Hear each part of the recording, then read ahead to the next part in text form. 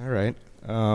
Well, thank you everybody for coming today. This is the first conversation of the Common Ground Talk series, and happy. Can you hear me? Okay.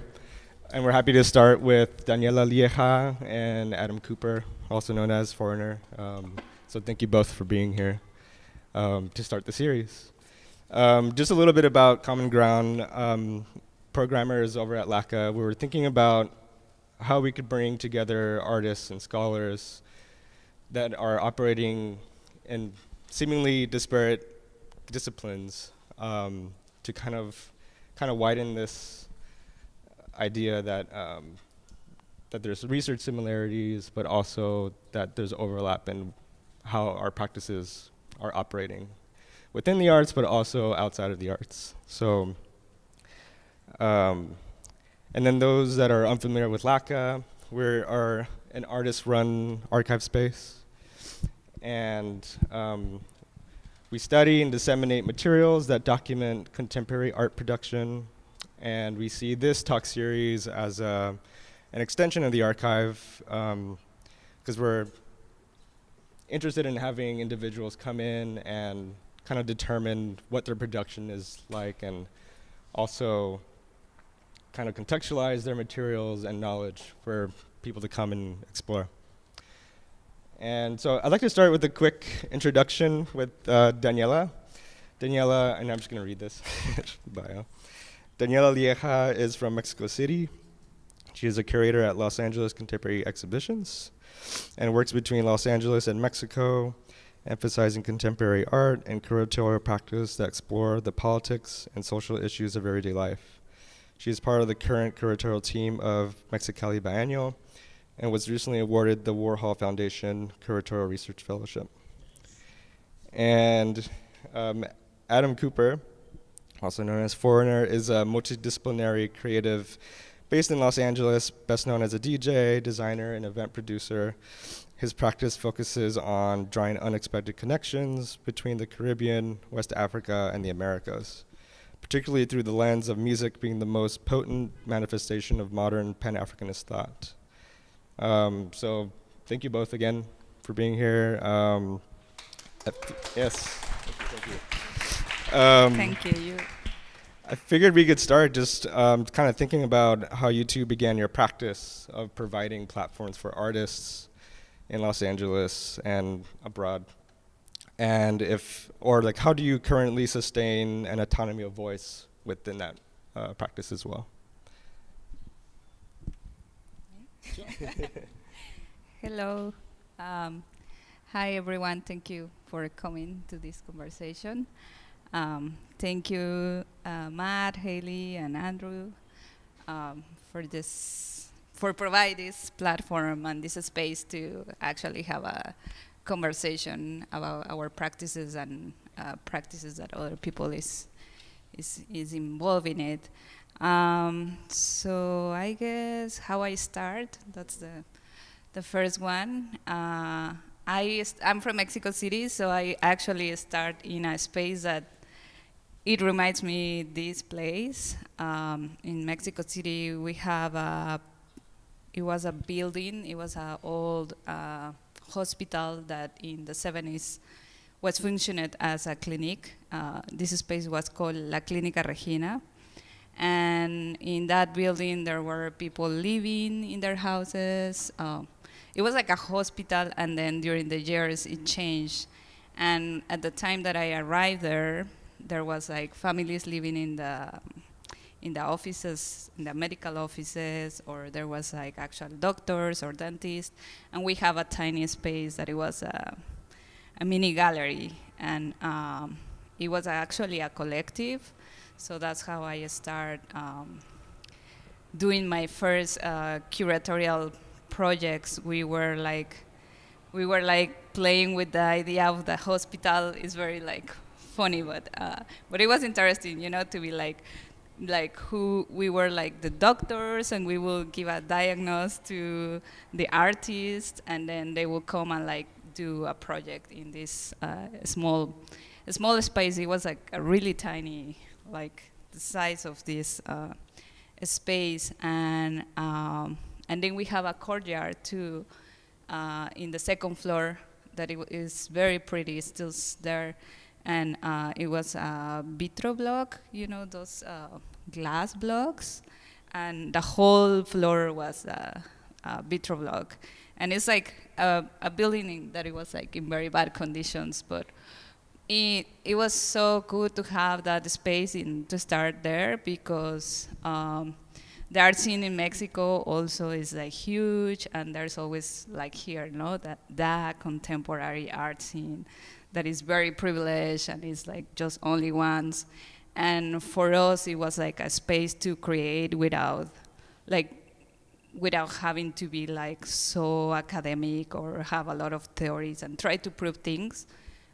Although we were doing really like deep, interesting thoughts about the community in the historic center where we were, and what was happening around politically. So yeah, I think that was kind of like my very, very, very first things that I started doing there. So. Oh, it's me. Well, for me,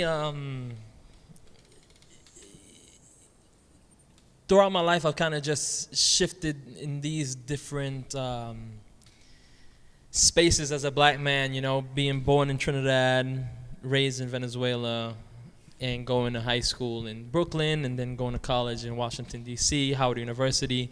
I've always felt the pressure to be a different iteration of blackness in each of these spaces, you know? When you're in Trinidad, this is how you move, this is how you speak, you know? When you're in New York, this is how you move, this is how you speak. Miami, DC, etc. I just kept telling myself that there is a universality, not necessarily like a monolithic universality of blackness that can be explored, but there is one where people don't necessarily have to delineate each other's black identity by nationality, regionality, or music. And it was only until I got to LA that I really felt a kind of frustration and exhaustion from shifting in these different spaces in my mind as far as my identity as Adam Cooper is concerned, you know? So when I got here, I moved to Los Angeles in 2012, late 2012. And at that point, there was still large industrial spaces that were fairly accessible. They weren't crazy accessible. They still cost a bit of money, but fairly accessible to the point where it was large enough for me to live there and do events, you know? Down on Pico in Stanford, rest in peace to that building. That shit is gone.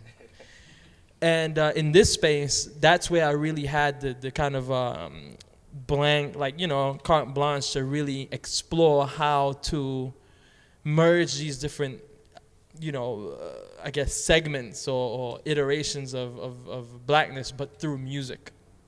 I would have these, back then I just had this opinion that events like that couldn't make money.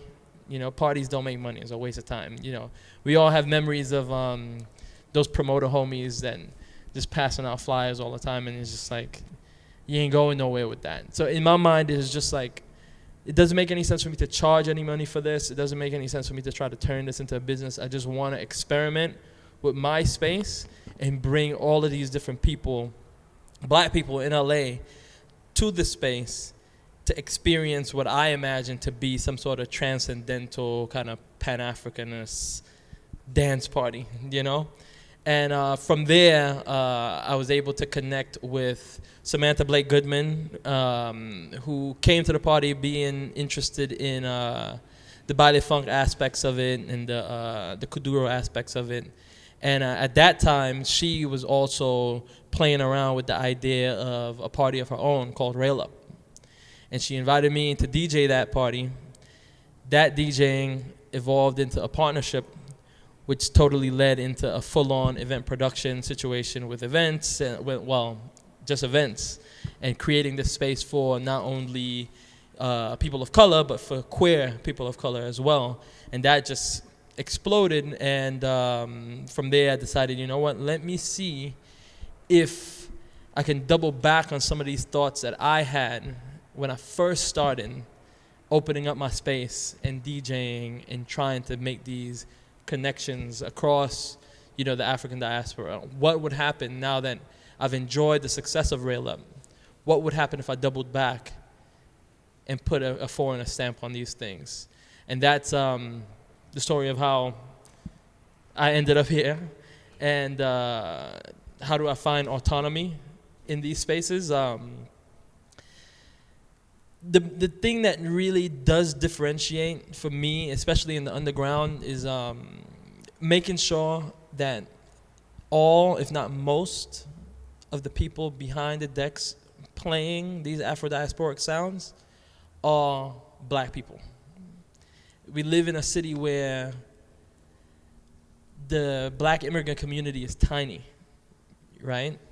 Specifically, the Afro-Caribbean immigrant community here is like damn near non-existent, So for me, really making a statement, not necessarily like, fist up, fight the man, black power type of statements, but branding in a way that is clear, is indirect, and is clever, that, look, this is a space that we're claiming. Fuck the bullshit. Y'all been taking up too much space. It's our time now to really make way for black music, by black people, for black people. Yeah, and Daniela, I was wondering if we could go back to you about this idea of autonomy, because now you're, navigating Los Angeles Contemporary Exhibitions as an institution, and you've worked at various other nonprofit organizations. So I was wondering what that experience is like, coming from Mexico City, having that kind of collectivity ethos, and then coming to Los Angeles. Like, what has that been like in terms of navigating these larger institutions in LA? Yeah, I guess also I have 5 years living in Los Angeles, and I moved directly from Mexico City to here to come to do a master, and then just somehow I decided to stay here when I was thinking like, oh, I'm gonna be tired of the English and of the gringos, and I will go back to Mexico. And then I didn't know LA really, I have I kind of knew the history of Chicano, history in LA, and artists working here, and I was very aware about the ASCO collective working in LA, but I didn't have the experience of being here, being able to connect to different communities, these ideas of diaspora that is not only, it's the African diaspora, the Swana diaspora, the Asian diaspora, and the Latinx diaspora, and then all these being able to connect to each other and have dialogues. That was something that I was very excited about it, to discover, to being able to learn about other cultures, other groups, other models of resistance, not just from books or from visual material, but from people doing it actually.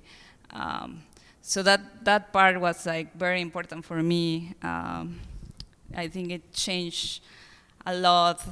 I kind of came here with the idea of perceiving Americans as they are all in their own sphere, and just being close and not being connected with other cultures. But then here in LA is totally a different place to be, where so many cultures and not just nationality, but more practices can connect to each other. And that was fascinating for me, even if also the architecture of LA, and if you look around, it's you can, I miss that from Mexico, that in Mexico you are like next to each other, and here you are like there's so many borders also, no, in between, and there's so many things that separate us. The freeways and being able to just move through a car and the big distances. All this is super challenging, but at the same time, there's so many communities and many amazing projects that function as a platform to being able to connect. And in terms of like the idea of autonomy and being moving, yeah, when I was in Mexico, I was working in this project that I was telling you. We were totally independent. We didn't have any figure of nonprofit or any asociación civil, how we call it. And then I was there, I was like going back and forward. Sometimes I would work in museums, sometimes I would work in, actually I work with a foundation that it was like the foundation that gentrified the whole historic center. So that was very challenging for me because I was, suffering for these ideas of gentrification, not ideas, sorry, these actions of gentrification. And then I had the opportunity to work in a project that it was like, okay, you can do whatever you want in the public space, and then you can have access to whatever you want. And here is the money, but the money comes from this foundation that actually the director is the richest man of the world for like 5 years. Carlos Slim, I don't know if you have heard about him, but he's like, he's like a Lebanese guy in Mexico that has a lot of money. But that said, it was challenging because you have to basically use those tools to create art and to create platforms. And for me, it was very interesting because we were able actually to work with the communities that were displaced and use that money in a different way. And here in LA I have the fortune to work at LACE with Andrew too. He's also my coworker, and we are a small team. It's a nonprofit, and we're a small team of 4 people. It's always important to say, because sometimes people arrive to our place and think that we are, we have a big space, but it's a lot of work. And we work with a lot of artists. Our intention of create a space that they can come and bring other collaborations, it's very important. And I think that it's when you open a space and just provide or facilitate the tools for people to come and take over the space and express what they want, I think that's like when you really get some autonomy. And I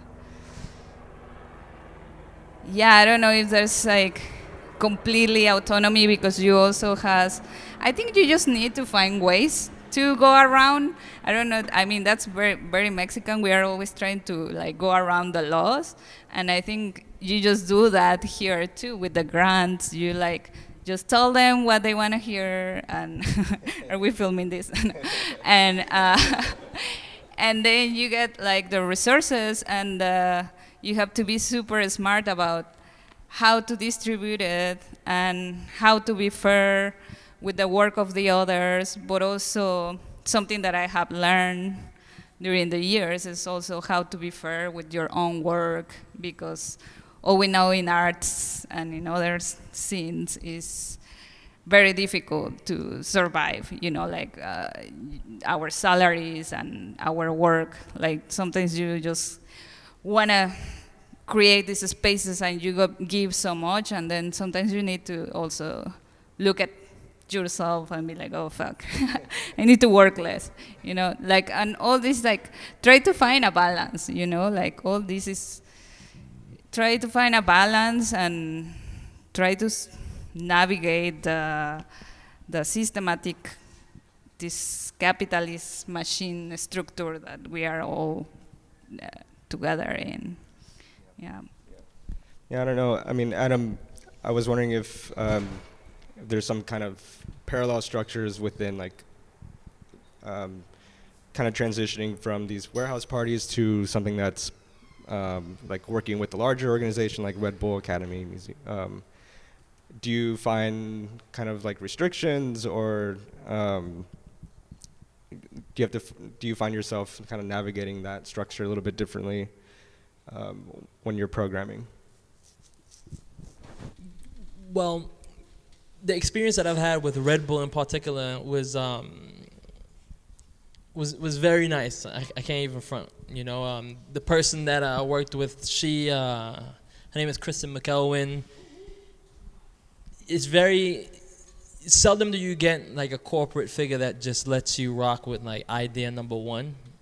You know, it's usually like idea number 12, and then you get to go. You know, with her, it was very, very, very smooth.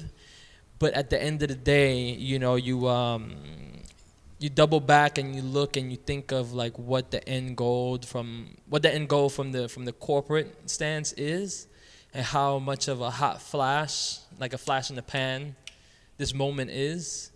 And it kind of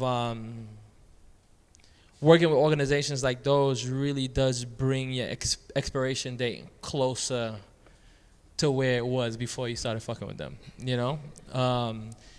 Particularly when you work with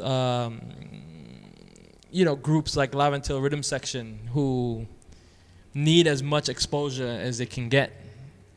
And even though there is content that's created and these things end up living online for a while, it's like the process of discovering a Live Until Rhythm Section in an organic way it creates more longevity than if it's just presented to you by Red Bull and it's like, oh, cool shit. Oh, next, what's next? You know, and that's what I've kind of. It's the balance that you have to really play with. You know, you have to really fight the urge to just take every corporate check that comes your way, because the hype is it really does deteriorate like your longevity. But at the same time, in this world, the corporate check really is kind of like the ultimate aspiration for a lot of people, you know, because it's not as profitable as you would think. Sometimes a lot of us think that the corporate cosign is the arrival, like, oh shit, we made it. From here on out, this is lit, and we're good to go.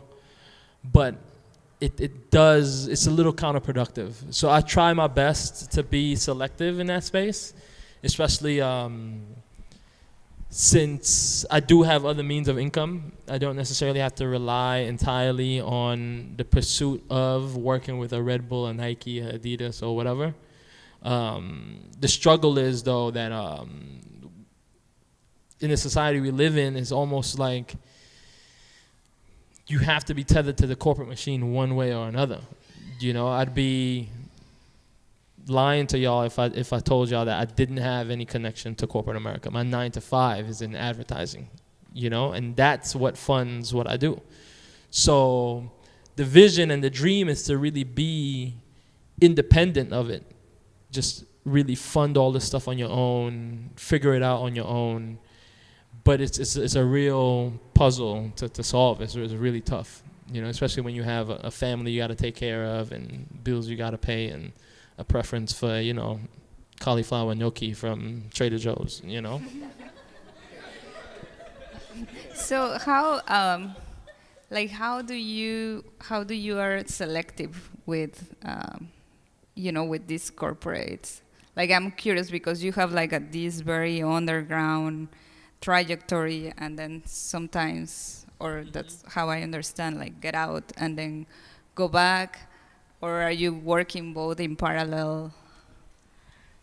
Well, for me, a big part of, for instance, well, in the case of working with, hello, cameraman, I'm gonna say this, it's on the record, but I'm gonna say it anyway. In an effort to work, in an effort to kind of stay, you know, on the good side of, you know, the good old public servants in this city, I try to move between legitimate venues and venues that, you know, are part of the community. I'll just put it that way, you know. As far as selecting the various corporations that I work with, which aren't that many, there are basically two main big brands that have come across my desk, and I'm like, should I do this shit or not? And it's Red Bull, and then it's Major Lazer, you know. Red Bull at the time, I was just excited to just be able to create something at the scale at which, you know, they were offering us to create this thing in. The Major Lazer aspect, though, that was a really tough decision for me, because we all know, you know, how Mad Decent moves. You know, it's very much they create a lot of opportunities for artists out of, you know, the Caribbean, Latin America, and Africa. But again, it's that flash in the pan shit again, you know. So for me, it came down to what is the message that I'm trying to tell? What's the message that I'm trying to give, and how can that message really uplift the communities that are participating in the party that we're documenting, you know? And that community being the Afro-Caribbean community in LA, they always feel like the stepchild in the Afro-Caribbean community in America. You know, whenever you ask anyone about Caribbean vibes or culture on the West Coast, they just start laughing. You know, it's like, what community? You know, if you tell somebody that there's a roti shop in Long Beach, they'll be like, what kind of curry they cooking there? You know, in Long Beach, but it's a real Trinidadian man that's making delicious food, you know? So to be able to shine a light on the fact that they exist and they are thriving here, and there's a hunger for an authentic Caribbean vibe and entertainment here was something that kind of pushed me over the ledge a little bit with these Major Lazer guys. Does that answer your question? Can I say something? Yeah, of course. No, I just want to comment about what you were talking about, the flash thing, or like the speed, because I feel like it's something that I have been talking a lot with different artists and friends for a long time about, like how the system is demanding us, you know, like what's the next project, produce, and then in order to get money for, in the case of the art scene, you are working in an exhibition, and then at the same time you have to think up in an exhibition that is coming next year at the same time that you are working this exhibition. So it's like very insane, like the machine. It's like you become a kind of like a machine. And I guess like the challenge is, yeah, we are aware of how they are demanding us to be, and then what we need to do is like slow down, but still like, I don't know if it's like entertaining them, but like it's a thing of a slowdown. And I really appreciate when projects call for that. And I think like a conversation like this is, let's slow down and not produce. And I just think, yeah, that's like this thing that if you just fell in that, the projects just fail. And I think like the idea of also looking to roots, all these like waves of looking into indigenous roots, who is like the indigenous groups are the ones that has been developing the resistance against this machine that is demanding. And I think looking back and working with these people, they are looking at us. That when I arrive in LA, that makes me very paranoid. The helicopters. No, seriously, somebody say me too over there. Yeah. Yeah, it's like it's fucking scary. But yeah, it's like that machine of Yeah. yeah, it's like Yeah. I feel like it's understanding how that machine works and then hacking Yeah. that machine. I mean, I can empathize with that because with the party shit, it really does feel like you gotta be on it. Like, you gotta throw a fucking party every day, you know? And the way I've tried to flip that is to think of event production as like a practice versus looking at it as manufacturing, you know? If you look at a lot of the events out there, they're really positioned as products. You know, it's like, this is, Live Nation, they got their portfolio, they have their property, whatever it might be. When in reality, these events aren't commodities, they aren't products, they're not tangible goods. They're spaces for various communities to feel a certain way within, whether it's safe or larger than life or drunk or sexy or whatever it is. These spaces exist for communities to indulge in a particular emotion.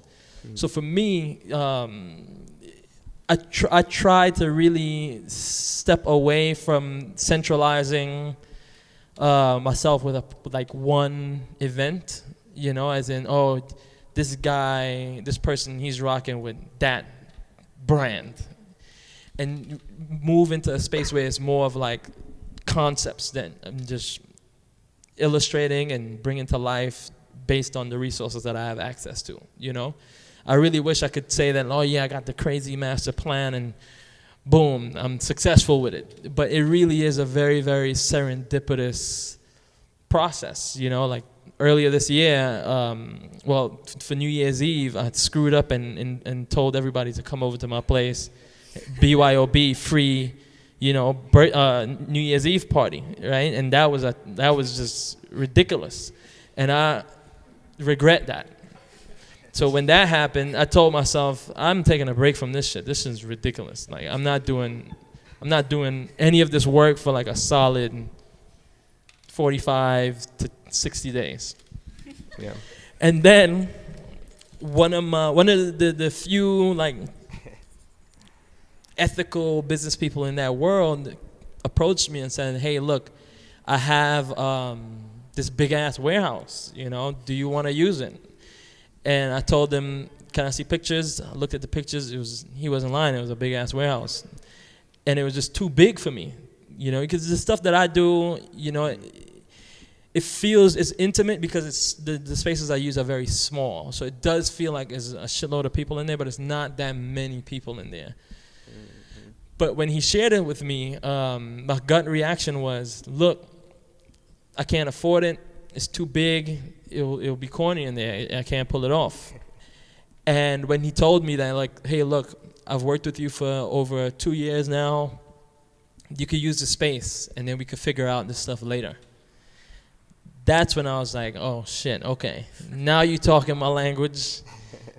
And that's when the concept started rolling in as far as, okay, these are different things that we can play around with the space, make people feel a certain way. It's not this launch of like this master plan, this master business plan. It's just a concept. If it works, it works. If it doesn't, it doesn't. And now that has just become my approach, make it more of a practice versus, a product manufacturing and peddling operation. Yeah. No, it's interesting that this idea of pace and expectation of production kind of came up. And we kind of talked in some ways about how in your practice that is disrupted. This kind of idea of intimacy within a large or within a warehouse setting, for example, is really interesting. And I was wondering if you kind of have methodologies or practices that kind of work to disrupt that kind of dynamic, I suppose, that we're accustomed here in the United States? I don't have a methodology. I wish I have one. But I guess,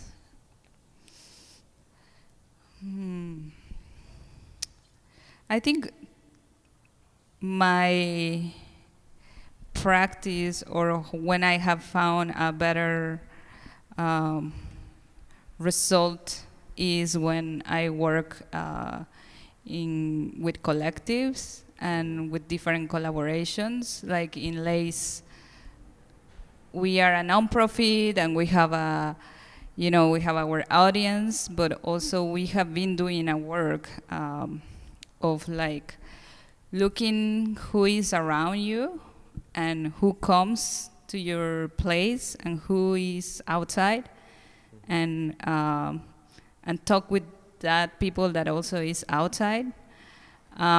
We have been in LACE, because it's so difficult also, this idea of community, or like to connect with other people to disrupt these systems. It's just so also what I was saying, like how this city is full of lines and borders that separate us. So it's so difficult to create a space to bring people in and have a dialogue and have a moment of dancing or a moment of reading.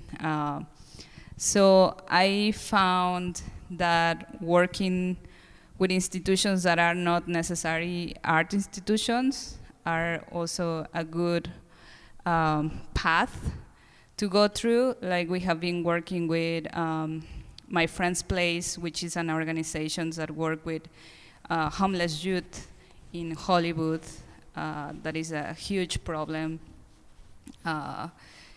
It's very hard, to try to go out by yourself and be like, hey, come inside my gallery. I have like art that is criticizing this, but still, like, even if our place is like very friendly, still there's so many barriers for that. So, for example, we work with them and they bring a group of young people, and then we opened the space while the gallery was closed, and they could enjoy the show. We have by then Cavernous by Young Yun Kwak and the Mutant Salon, that is actually a collective of POC and queer people, artists and also poets and writers. And then we invite them to come in and just have a workshop.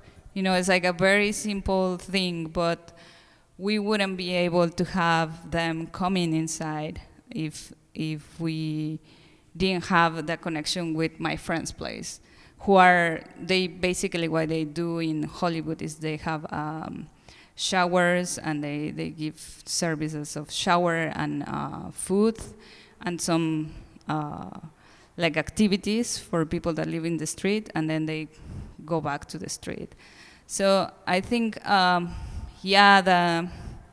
the idea of collaboration that we all talk about, that's like a mechanism that I will continue using to work, and also working with different disciplines. Like, I love to have in shows at the end just dance in the gallery, because it's like, why don't we like? So it's like also working with other disciplines or other scenes that not necessarily are connected with art. I feel like those cross points are so important. We have, I think it was last year when we did, we invited a colectivo from Mexico City, a group of choreographers, and they were collecting dance moves all around the city in different parts of the city. They have like just a camera and a white background, and people will donate a dance move, and they will film it and make it a GIF. So they collect this, like, it was a collection of dance moves of LA, and they went to South LA, to MacArthur Park, to here in Chinatown, to different places, like Mar Park, And how they access to that community, it was working with somebody there. So for example, in Lemar Park, we work with Chaos Network, which is an art space that has been there for many years.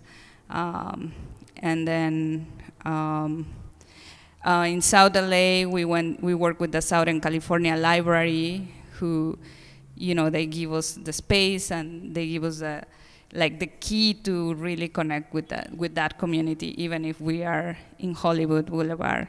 And then that project was very interesting because we were able to connect to different communities, and we weren't doing a product. Well, I guess the product was like the collection of dance moves that actually the artists collect. Banco Universal de Pasos de Baile, Universal Bank of Dance Moves, and the idea is that you access to the website and you take the dance move and then you just take it wherever you want. So I think like these ways to approach how to connect with different communities, and also like the artistic practice of like trying to hack these systems is very important. So this project was really interesting because we finished, and I mentioned it because we closed the street in front of Lace, is a corner with Hollywood Boulevard, and we make a dance party there, like a block party. And it was just amazing to be able to get a grant for doing a block party. It was part of the project, doing a block party. And then we project the dance moves, and we have DJs. We have Kelman Duran, who is from also Rail Up, and other DJs that were more like cumbias, and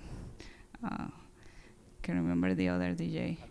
Oh yeah, Alexandra, and then Metralleta de Oro. And it was so interesting because we would have people from South LA, from East LA, from Hollywood, and then they were like, dancing the Caribbean beats, and then they were dancing cumbia, and it's like, yeah, this is LA, Yeah, I don't know if you want to add anything to that, like how how you organize the Carnival kind of Juve parties, and like how does that in some ways like disrupt a kind of pace of the city, or like bring communities that maybe wouldn't be in one room or in one space together? I mean, the Juve situation is a special situation because it's the best context to present soca music in. The people, how do I put it? The right people, how do I put this? There's a certain like breed of people who get excited when they hear that this is a party where people are throwing paint and shit. It doesn't matter what kind of music you play in that environment. They hear paint, water, powder, dancing, they're there, right? So for me, Juve being that interface of an event was the best opportunity to expose non-Caribbean black people to soca music. Because soca music, it's not music you sit down and meditate to. It's not music that you just turn on and it's like, wow, that's incredible. Soca music is music that you tether specifically to the experience of being on the road for Carnival. You remember someone you danced with, you remember something you drank, you remember your costume, you remember the full-on experience of being on the road and the song that was playing. And when you hear that song again, it triggers that, and you do the same move that you were doing out there. So I really wanted to present soca music in that context, to new people, while bringing out a Caribbean, the kind of night dwellers, party animals in the Caribbean community that have been hungry for a real soca experience or a real carnival experience for a long time. So Juve, that's a special occasion that I think I can't really say use as an answer to that question. As far as other events, developing other events that could be a little disruptive or change the pace of the city, it really, I can't say I have a real scientific, approach to it. I just try to, again, use the various resources that I have at my disposal at the time and roll the dice and see what happens, The roadblock party that I recently did, I only did it once. Let's see if I could do it again. Again, very, very serendipitous. The same guy who I told you at the top of the year was like, hey, I have this warehouse. Do you want to use it? He literally just happened to have a lot with damn near 60 old BMWs in it, And we looked at the lot in the summer, last summer, as a potential place for Juve, but it was too far. It's like Gardena, And I don't know if everyone's willing to go to Gardena. I love Gardena and Torrance. There's really good sushi down there. It's cheap too, So I just remember that it was his warehouse. I said, hey, if I threw you X amount of cash, can you bring half a dozen of them joints to the warehouse? He said, sure. And then roadblock, let's do it. And it worked, So I guess short answer is I disrupt by rolling the dice, see what happens with these concepts based on what I have access to, Timing, resources, take a quick gamble. As long as I can still go to Trader Joe's and get what I need after, it's a good look.